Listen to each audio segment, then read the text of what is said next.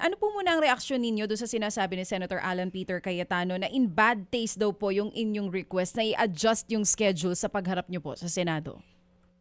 Well, unang-una po, he's a senator judge. He's entitled to his opinion. At tayo po, we have high respect to the senator judges and the impeachment and the proceeding that is happening. Pero gusto ko lang pong sabihin na pag makita niyo naman po yung sulat ko, hindi naman po ako nagdidikta.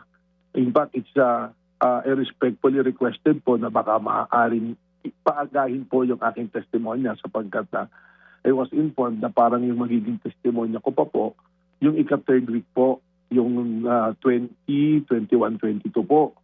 Ang inire-request ko po sana kung today or tomorrow hanggang 20 ay ma-accommodate sana na okay mag-testimonya. Hindi naman po tayo umiiwas.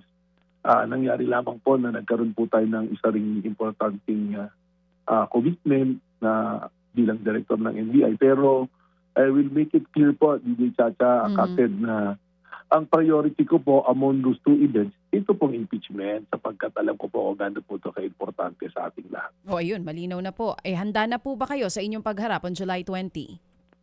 Well, nung na-receive ko naman po yung pre-trial order na ako ay magiging testigo at alam naman po ninyo na ako'y nagtestigo na rin po doon sa Committee on Justice, wala naman pong mababago rin sa aking sasabihin. Yan naman po ay everything is already been put on record. So, kung sasabihin handa, kahit anytime naman po tayo tawagin, yun lang naman din po yung sasabihin natin. So, saan po iikot, attorney, yung mismong pagharap nyo po sa Senado sa July 20?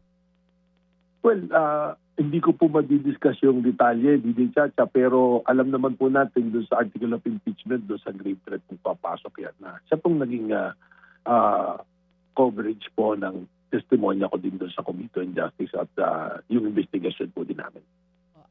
Kayo po ba ang mismong sasagot na doon sa tanong kung may hired assassin talaga na kinontak? Ito pong si VP Sara?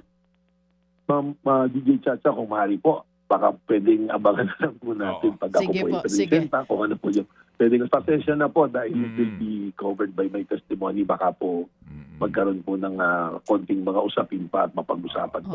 Mga kapatid, patuloy po kayong tumutok sa 105.9 True FM para sa totoong balita, impormasyon, music, and entertainment. Mag-subscribe sa aming YouTube channel at podcast at sundan nyo kami sa Facebook, Instagram, X at TikTok sa True Network PH.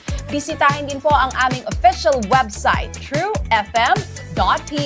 At panoorin din kami sa True TV Signal, Channel 19. Kami po ang 105.9 True FM. Laging true sa'yo, kapatid.